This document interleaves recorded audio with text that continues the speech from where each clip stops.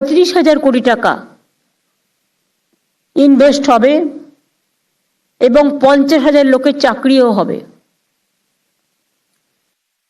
আমি দেবী সেটির নারায়ণা যে গ্রুপের লিমিটেড যে আমাদের হসপিটাল দেবী সেটির অলরেডি করে এসেছি নিউ টাউনে। আমরা বিজিবিএসে বলেছিলাম ওএনজিসি কে আমরা মাইনিং লাইসেন্স দেব। আমরা মাত্র 1 টাকায় জমি দিয়েছি এবং আমরা তাদের হাতে মাইনিং লাইসেন্সও তুলে দিয়েছি।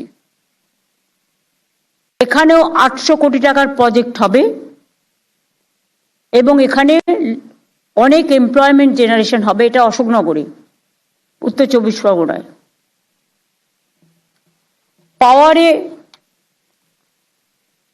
Process of handling over of letter of award, যেটা আমরা বলি LOA, for construction 1600 megawatt 2 into 800 megawatt greenfield thermal power project and supply of power by WBSEDCL power department government to JSW Energy, মানে যেটা হচ্ছে সজ্জন জিন্দালদের 16,000 কোটি টাকার, যেটা আমরা বলেছি উনি অ্যানাউন্স করেছিলেন, সেটাও আমরা প্রসেস কমপ্লিট করে দিয়েছি। এটা শালবনীতে সম্ভবত। আর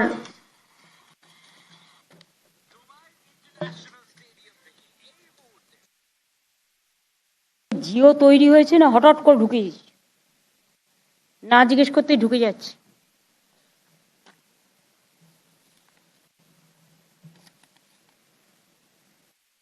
তাহলে বুঝতে পারছেন ওয়েস্ট বেঙ্গল পাওয়ার ডেভেলপমেন্ট 1600 মেগাওয়াটের দুটো 880 করে করছে পাওয়ার বিদ্যুৎ তৈরির উৎপাদনের কেন্দ্র। আর জিন্দালরা অলরেডি 16,000 কোটি টাকার প্রজেক্ট ওদের অলরেডি কমপ্লিট করা হয়ে গেছে প্রসেস। সুতরাং এগুলো ওরা করছে, এগুলো ওদের জানিয়ে দেওয়া হয়েছে। এরকম আরো অনেক প্রজেক্ট পড়ে আছে। তা আমরা যদি এই কদিনের মধ্যে বিজিবিএস এর কমিটমেন্ট অনুযায়ী এতগুলো প্রজেক্ট কমপ্লিট করে দিতে পারি, তাহলে আগামী দিন সিনার্জির মাধ্যমে আরো অনেক প্রজেক্ট ক্লিয়ার খুব ইমিডিয়েটলি হয়ে যাবে। আমি থ্যাঙ্কস দিচ্ছি যারা যে অফিসাররা ভালোভাবে কাজটা করেছেন, ওই chief secretary, WBIDC, all the department including HITCO and all, land department, power department, fire brigade department, all department.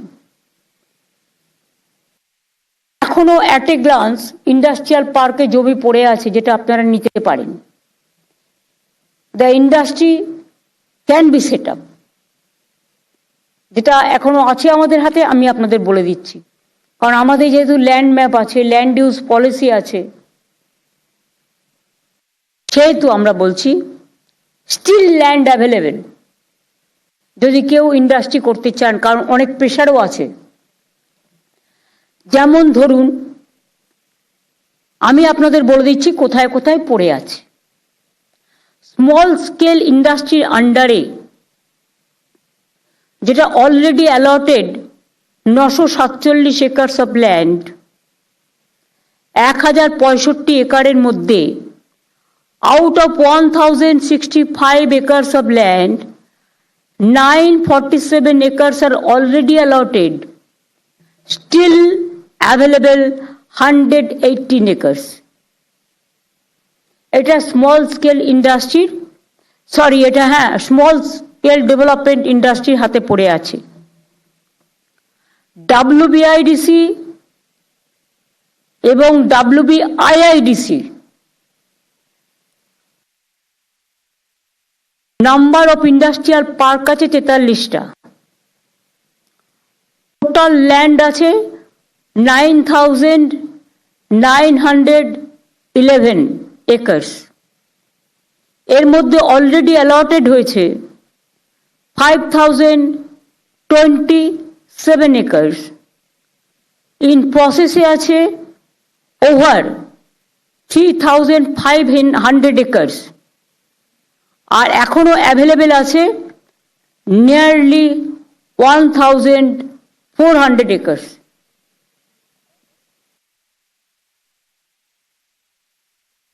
Total কি হলো? Number of industrial park total হচ্ছে আমাদের 108, তার মধ্যে টোটাল এরিয়া 10,976 একর,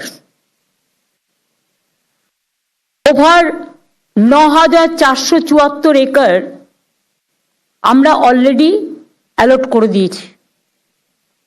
আমাদের কাছে পড়ে আছে মোর দ্যান 1,500 একর। এর মধ্যে আমরা যে প্রপোজাল পাবো করে দেবো, ফার্স্ট কাম ফার্স্ট সার্ভ, তার প্রপোজাল যদি অ্যাকসেপ্টেড হয়। একটা কথা মনে রাখবেন, জব ক্রিয়েশন ডেস্টিনেশন এবং future, Bengal is the destination for industrial growth. এটা কিন্তু অনেক আগে কয়েকটি দেশ সার্ভে করে বলেছিল, আজকে দেখছি কথায় প্রমাণিত হচ্ছে, কথা এবং কাজে। আইটি ইন্ডাস্ট্রিতেও অলরেডি অনেকে এসেছেন এবং অনেকে আসছেন, এটা একটা ভালো সাইন। এটাকে আমাদের ঠিকমতো গ্রহণ করতে হবে। যদি আমরা টাইমলি গ্রহণ করতে পারি, তাহলে আমাদের এখানে লক্ষ লক্ষ ছেলে মেয়ের কর্মসংস্থানও যেমন হবে। একটা জিনিস মনে রাখবেন, বাংলার মেধা, আমি বারবার বলি, বাংলার skill is better than anybody else, from construction to আমরা স্কিল ডিপার্টমেন্টগুলোকে এক করে আমাদের অনেকগুলো আইটিআই আমরা আসার পরে তৈরি করেছি, প্রায় 300 আইটিআই এবং পলিটেকনিক নতুন করে। অনেক ইন্ডাস্ট্রিয়ালিস্টও আইটিআই বা পলিটেকনিককে নিজেরা নিয়েছেন। আমরা একটা উৎকর্ষ বাংলা করেছি, যেটা হচ্ছে স্কিল ইন্ডাস্ট্রি এবং উৎকর্ষ ইন্ডাস্ট্রিয়াল যে সেক্টর, তাদের সাথে আমরা মিলিয়ে দিয়েছি। They are working together, industry and উৎকর্ষ Bangla together, resulting in which we have already trained about 47, more than 47 lakhs young generation. Out of that 47 লক্ষর ওপর আমরা ট্রেনিং দিয়েছি, স্কিল ট্রেনিং। কারণ আজকাল মনে রাখবেন, স্কিল ট্রেনিং থাকলে তার কিন্তু কাজের অভাব হয় না। নানা রকম কাজের গতি বাড়ছে, different type of multi-type of activities are increasing, এবং ক্যালকাটা কিন্তু আর্টিফিশিয়াল ইন্টেলিজেন্স বলুন, হাব বলুন, ডেটা রিসার্চ সেন্টার হাব বলুন, এডুকেশন হাব বলুন, হেলথ ডিপার্টমেন্ট হাব বলুন, আইটি হাব বলুন, সিলিকন ভ্যালি বলুন, কাজ কিন্তু আমাদের দ্রুত গতিতে চলছে এবং সমাপন হচ্ছে। অনেক ইন্ডাস্ট্রি, অনেক মেডিকেল কলেজ, অনেক ইউনিভার্সিটি, অনেক হসপিটাল এখানে গ্রো করছে, এগিয়ে যাচ্ছে, তৈরি হচ্ছে। সুতরাং এই যে সিনার্জি কমিটিটা আমাদের, আমি ডিটেলস আপনাদের বললাম এই কারণে যে এই পর্যন্ত আমরা ইতিমধ্যেই এতগুলো কাজ সিনার্জি মিটিং, ফাইনালি মিটিং করবার আগেই, 1 মাসের মধ্যে, 1 মাসের আগেই আমরা কিন্তু করে দিয়েছি। এবং এখনো কত ল্যান্ড অ্যাভেলেবেল আছে, কোথায় কোথায় আছে। আরো অন্যান্য ডিপার্টমেন্টকে বলছি ল্যান্ডগুলো আমাদের ইমিডিয়েট ট্রান্সফার করতে। তাহলে পরের মিটিংয়ে আরো ডিটেলস আপনাদের আমি আরো দিয়ে দেবো। আমাদের দেউচা প্রাথমিক প্রজেক্ট হচ্ছে, যেখানে 1 লক্ষর বেশি কর্মসংস্থান হবে, অ্যান্সেলারি ইন্ডাস্ট্রিও গড়ে উঠবে বীরভূমে, যার ফলে টোটাল সাউথ বেঙ্গলটা গ্রো করবে, ইনক্লুডিং নর্থ বেঙ্গল। তার কারণ সাউথ বেঙ্গলের সাথে নর্থ বেঙ্গলকেও যুক্ত করা হচ্ছে, প্যারালাল বাইপাস তৈরি হয়েছে। এগুলো অনেক চিন্তা ভাবনা করে আগে থেকেই করা হয়েছে। এবং দেউচা পাঁচমি জমিদাতারা অনেকে জমি দিয়েছেন, আমি তাদের কাছে কৃতজ্ঞতা জানাচ্ছি, জোহার জানাচ্ছি, প্রণাম সালাম জানাচ্ছি, নমস্কার জানাচ্ছি।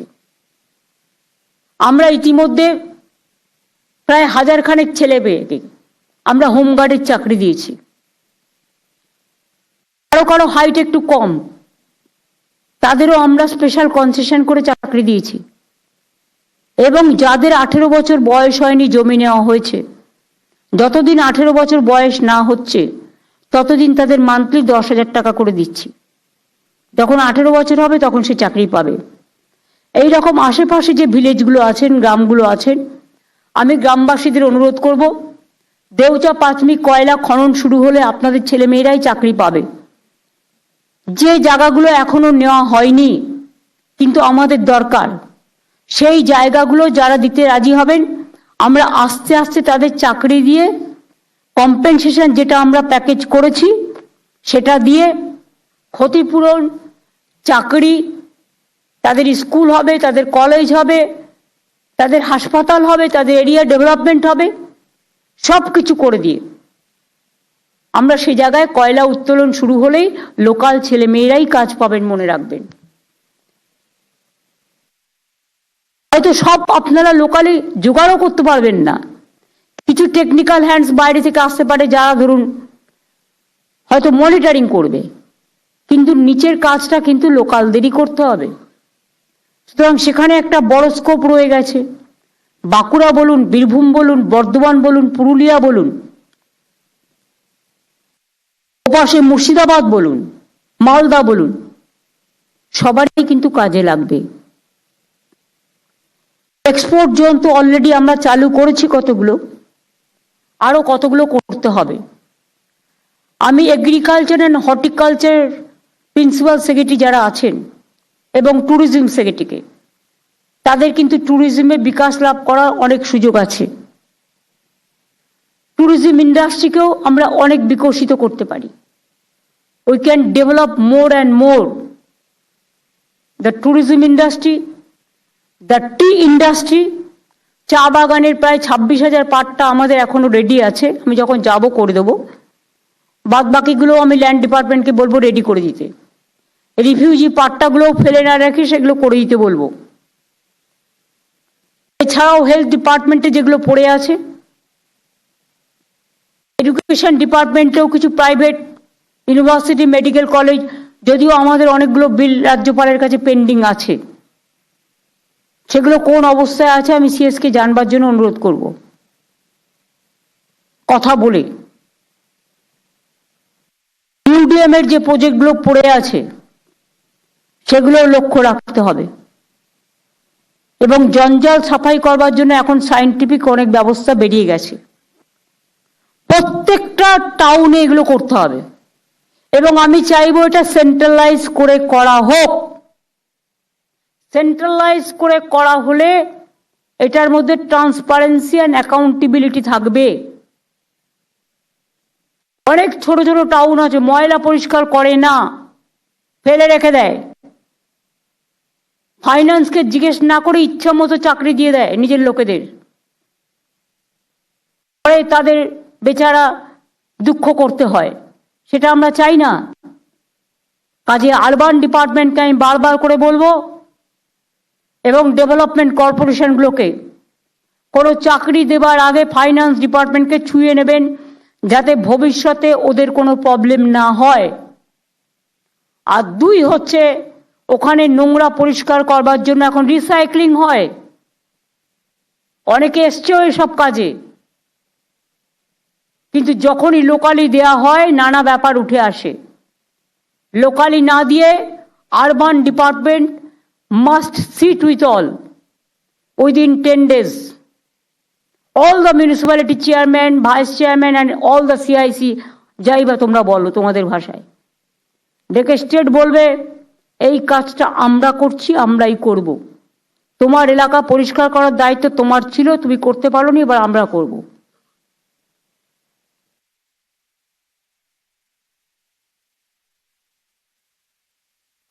প্রদীপদার মলয়ের ইনফরমেশনের জন্য বলছি, আমি দুর্গাপুরে যিনি প্রেসিডেন্ট আছে আইএনটিউসি আমি চেঞ্জ করব, আইএনটিটিউসি। এবং গ্রাফাইটের প্রেসিডেন্ট আমি ঋতব্রতকে এখন আপাতত করতে বলেছি।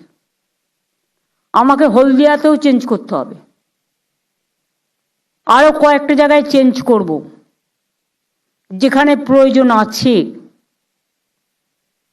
আর সাথে সাথে ইন্ডাস্ট্রি এবং ওয়ার্কার্স, তাদের সাথে যাতে একটা ভালো যৌথ সম্পর্ক গড়ে ওঠে, যাতে কোনো রকম কোনো ক্ষতি কারো না হয়, সেদিকেও নজর দেওয়ার দায়িত্ব আমাদের সবার। আমি পুলিশকেও বলবো ব্যাপারটা নজর রাখার জন্য। এবং একা এসপির দ্বারা সব করা সম্ভব নয়, বা কমিশনারেটের দ্বারা। কাউকে নোডাল অফিসার অ্যাপয়েন্ট করবে যে এই কাজটাই শুধু করবে। ট্রাফিক দেখার জন্য একটা নোডাল অফিসার থাকবে, কে ডে ট্রাফিক দেখবে, কে নাইটের ট্রাফিক দেখবে। ওয়াচ টাওয়ারগুলো বাড়াতে হবে, অ্যাক্সিডেন্ট যাতে না বাড়ে। নাইট টাইমে ওয়াচ টাওয়ারকে আরো অ্যাক্টিভ হতে হবে, প্রোঅ্যাক্টিভ হতে হবে। সিসিটিভি যেন অল ব্ল্যাক স্পটে থাকে, নজর রাখতে হবে। সামনে দোল আছে, হোলি আছে, ঈদ আছে, রমজান মাস আছে, ভালোভাবে নজর রাখতে হবে। এপ্রিল মাসে আবার অন্নপূর্ণা পুজো আছে, রামনবমী আছে। আমি এপ্রিল মাস পর্যন্ত বলে দিচ্ছি। 14ই এপ্রিল আমরা কালীবাড়ি যে স্কাই ওয়াক এবং মন্দির, তার উদ্বোধন আমরা করব বেলা সন্ধ্যে 7টায়। আর 29শে এপ্রিল জগন্নাথ ধামের যজ্ঞ হবে। আগের দিন পুজো পাঠ হয়ে ঠাকুরের স্থাপনা হয়, আর 30 তারিখে জগন্নাথ ধামের ইনাগুরেশন হবে। যারা যেতে চান 28 তারিখের মধ্যে পৌঁছবেন, তা নাহলে প্রবলেম হতে পারে, ভিড় হতে পারে, রাশ হতে পারে। আমি রাশ হয়ে স্ট্যাম্পিড হোক এটা আমি চাই না, আমি হাইপ করতে চাই না। যারা যেতে চান 28 তারিখের মধ্যে প্লিজ দয়া করে চলে যাবেন। 29 তারিখে যজ্ঞ হবে, ঠাকুরের স্থাপনা হবে, কিন্তু 30 তারিখে ইনাগুরেশন হবে। আমি কিন্তু 29 আর 30 তারিখে গাড়ি অ্যালাউ করব না। যারা যাবেন তাদের কিন্তু দীঘার ঘেট থেকে হেঁটে যেতে হবে। আর কিছু বাস থাকবে, যতটা পারবে তাদের এগিয়ে দেবে, কিন্তু আমি 3-4 কিলোমিটারের মধ্যে গাড়ি অ্যালাউ করতে পারবো না। এবং গাড়ি নিয়ে যারা যেতে চান তাদের কিন্তু 28 তারিখ বেলা 3টের মধ্যে পৌঁছতে হবে। আমিও সেই রকমই পৌঁছাবো। আর ওটা নিয়ে আমি আলাদা পরে আবার মিটিং করব। আমি পরশুদিনও একটা মিটিং করেছি, আগেও করেছি। ওটা নিয়ে আমি আলাদা একটা মিটিং করব, তখন ডিটেলস আলোচনা চলবে। আর দোল আর হোলি নিয়ে কলকাতা কর্পোরেশনকে বলবো 12ই মার্চ ধনধান্য স্টেডিয়ামে দোলযাত্রার উৎসব এবং হোলির উৎসব একসাথে করে দিতে আমি থাকব সন্ধ্যে 5টায়। একটা দোলযাত্রা উপলক্ষে প্রোগ্রাম হবে 5 মিনিট, গানটাও আমি বলে দিচ্ছি নীল দিগন্তে, ইন্দ্রনীল বাবুলরা গাইবে, কারা ডান্স করবে দেখে নাও। আর একটা হবে ডান্ডি নিয়ে খেলে মারোয়াড়িরা বা গুজরাটিরা, বিহারিদেরও ডাকবে, সমস্ত কমিউনিটি যেন থাকে। এবং অল ওভার বেঙ্গল যাদের বিভিন্ন অ্যাসোসিয়েশন আছে, it may be Marwari community, it may be Rajasthani community, it may be UP community, it may be Bihari community, it may be chambers, it may be Jain, যারা খেলে শিখ, বাংলা ভাষী, আমি সবাইকে আমন্ত্রণ জানালাম। কর্পোরেশন অ্যাসোসিয়েশনগুলোকে চিঠি দেবে। তার আগে আমি আইএনসিএ কে বলবো, আইএনসিএ প্রেজেন্ট আছে শান্তনু, জেলা ওয়াইজে ধনধান্যতে 3000 3500 ধরে, জেলা ওয়াইজে অ্যাসোসিয়েশনগুলোকে ডেকে নেবে 4টের মধ্যে।